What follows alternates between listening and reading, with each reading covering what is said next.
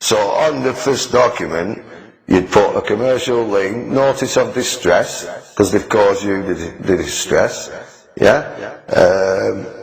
Bill of exchange, right? And on a bill of exchange, you've got to have the drawee and the drawer, the date. Now what you've got to do is you've got to provide them with a remedy, yeah? Now a remedy would be for whatever situation. You'd put, right, if you wanted, your fee schedule was £5, you were in there for example, myself, I think I did 13.5 hours, so mine will have 13.5 hours times £5, plus £5 or something for each or so, and taking your prints, etc. So they'll be but you've got to provide the remedy on it, yeah? Because if you create a complaint, yeah, you've got to provide the remedy, yeah? So the bill of exchange needs the remedy, the drawee drawer, and the date. I've put a complaint in as an affidavit, which is my truth. So this is what I've been trying to get him to accept. Yeah, because that's my facts of what happened in there as my truth. And that's what I want to plead guilty to. They unlawfully assaulted me by handcuffing me, and detained me for 13.5 hours, etc., etc. They're the only facts I'm going to plead to, and that is the truth. Yet they will not accept them. Because on their facts, what they want me to accept, they have this thing about a charge under such and such legislation. Well, that's not to do with me. I'm not in the Law Society, I'm a freeman. Yeah? And, you know, so they've got nothing to do with me. My facts, my truth, yeah. All day, every day. I haven't done any harm. I haven't brought no lawsuit. So what am I doing studying? Well, you always send anything, and this is what we've actually been doing.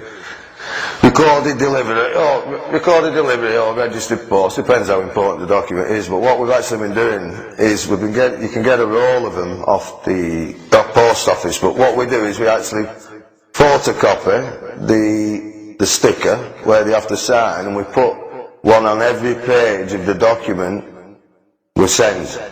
So if it's only on the envelope, they're only accepting the envelope. If you've got the signed thing on each one, you have to sign for every document. Get your registration and keep it, yeah, because that's your proof for when you go to court. A notary public, well, basically, that's the seal of the Vatican. That's what it is. Yeah, that's what makes your document lawful, because they work in the private. It stems back from the church. They've got the power of the church, which is a law upon its own, you know, higher than any.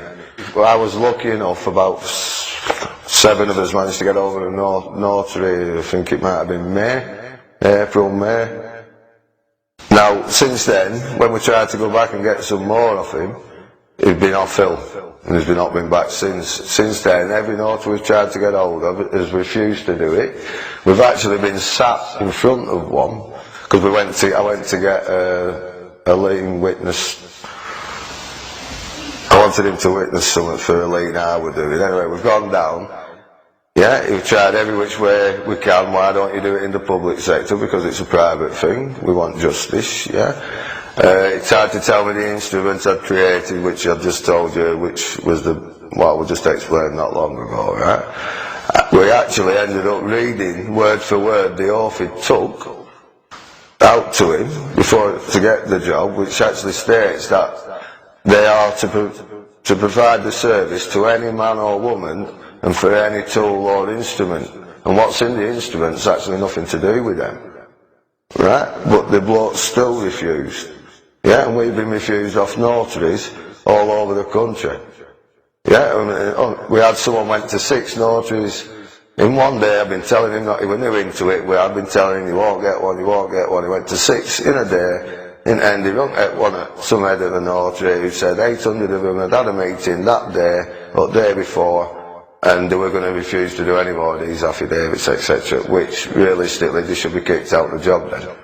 Because their oath is to do it for any man or woman, for any instrument. There's an old law, which is what we were cross-examining the notary, we actually brought it up, as if anything had been amended from the first Bill of Rights, and he stated no. So what you can do is you can have 3 good men instead of a notary, which is 3 good men. So any man can witness. It's only the proof that you're the man signing that document.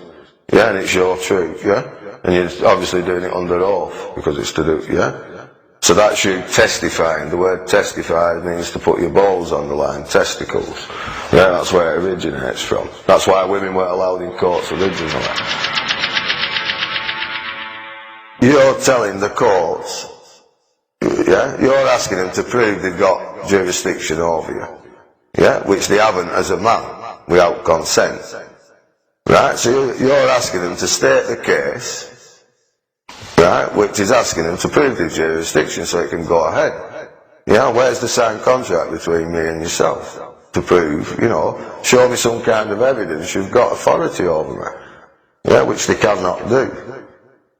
So what, they ask them to state the case and they can't do it, so you then have to apply for a judicial review, yeah, which is a judicial decision on that decision, which is the proof of authority in a court. What are we doing to return everything headed to the fiction? I just put NC, no contract, return to sender. Now what I should have been doing is getting receipts and me returning the post, if I was going to do it that way, yeah? But what they've done is they carry on and class them as you've been deemed service, and they'll do the name in the absence anyway. And this is how I found out, because I'd just been returning everything to the fiction, no contract. I've got my cousins about 10 years younger than me, and since I found out about this, he's a solicitor. Anyway, he rings me up one morning about 9:30. Hey Sheriff, if you want to defend yourself, you're in court. So, alright, tell him I'll be down. I've got a bit cocky because I'd spent all year, once a week, twice a week, going into court, either for other people or... So I've gone in, I said it straight, I'll get it adjourned. So I've gone running down, just woke up, I was actually up for my sentencing. So what I'm saying there, if you return your letters, no contract, the actual clerk of the justice, yeah, said she'd class them as deemed, which is again on due process, yeah. Now, at the time, the magistrate would try to send me down for contempt, which they can't. In fact, we actually know now we can send them for contempt, yeah. But I had him raging at me, threatening me with contempt because I wouldn't get in the stand.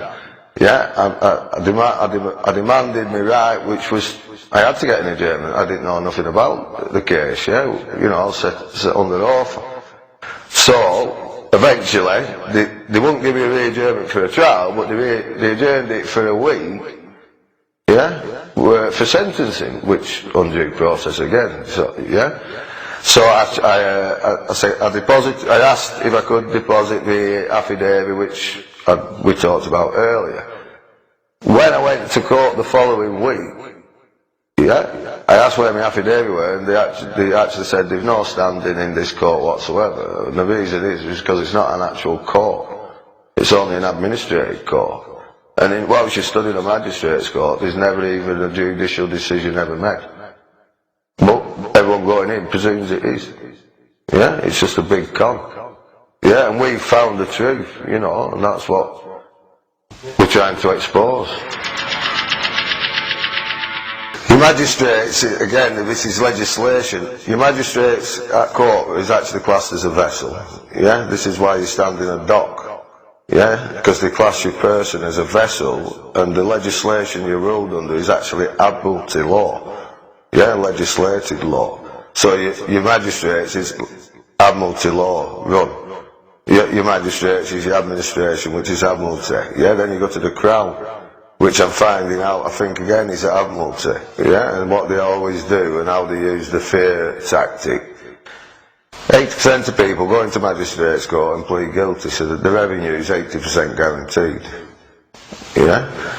Now what they use is the threat of taking you to Crown Court, which is actually supposed to be a common law court, yeah, but the sentences are more severe.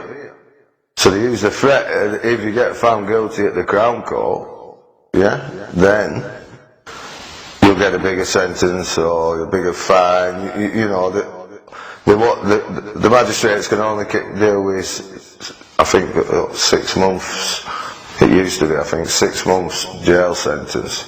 That's all they could give you at a magistrate. So if you think it's more than that, it might be wrong now, it might be 12, but I'm talking a few years ago.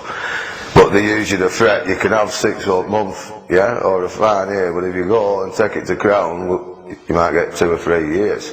So they intimidate you into pleading and doing your business at the magistrate's court.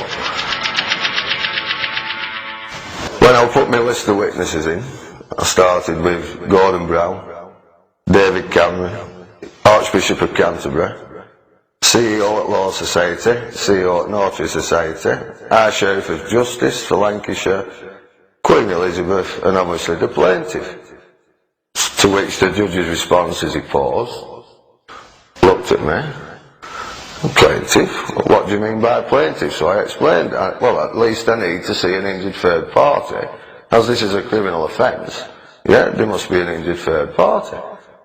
To which he paused and said, there isn't such a person. Exactly, a person is a corporation, as I explained earlier. Which was my response to this was, well, what am I doing stood here, sir? Yeah, as I picked the Bible up and explained, I'm only here to deal with truth and not fiction. There is no injured third party, just like there is no Mr. Stephen Paul Aspinall. It's a fictional thing and a fictional injury. So therefore, I was absolutely no standing over myself. When we've been at Magistrates Court, we've been there trying to produce and put our evidence in, which is affidavits, which is as lawful contracts. As soon as they accept them as a deposit in the Magistrate Court, then we have won our case, because they actually understand that you are a man and not the fiction. So they have to deal with you as a man. So they have no jurisdiction whatsoever over you. Yeah? They have to deal with you as a man. So, but what they're doing is they're accepting the prosecution's evidence and refusing to accept our evidence. And I have said to a few district judges, yeah, why are you not accepting my evidence? How could it be a fair trial when you'll accept paperwork they give you but won't accept our paperwork? Now the reason they won't accept it is because our lawful documents, what we're relying, which of the power of estoppel by accuracy, because they haven't wrote back to challenge our law. This is what gives them a maximum lawful document, the estoppel. Yeah? Now, they're not accepting them because straight away they've no jurisdiction. Yeah, but how can it be a fair court if they'll accept evidence off them but not ours? It's undue process. So what we have done is we've found that a way of clearing is for a judicial review, which you can do about any public official, be it parking attendant or anyone you feel is acting out of the jurisdiction. You can go put in for a judicial review. But the first, and that is justice, yeah? They're actually charging you. I put in for one, and I think they're going to charge £75. So the first bit of justice you have for in this country, you actually have to pay. Which I find absolutely ridiculous, like I told them. I've been asking for a court de jure, which is a court with a jury, yeah, and I've got peers in my own society as the jury, yeah, which is a proper land law. That's all it is, it's an act. Yeah, they're actors, they're acting representatives. That's why they put the gowns on and the wigs, because they're actually representing a fiction. Yeah, it's just a one big game, and if you can go in with a confidence knowing it's a big game, and learn the games and learn their law, then realistically they should be taking their hats off you and giving you justice. But unfortunately we're finding even lords who sat there, the head of the Crown Court at Preston, yeah, being dishonourable. So where are we going to get justice? See, the thing is, if you do get representation from either the solicitor or a barrister, then they all work for the same company, and they're all taken off to keep, before they actually get a job working for the bar, they have to take an oath, which keeps all this legal fiction thing a secret.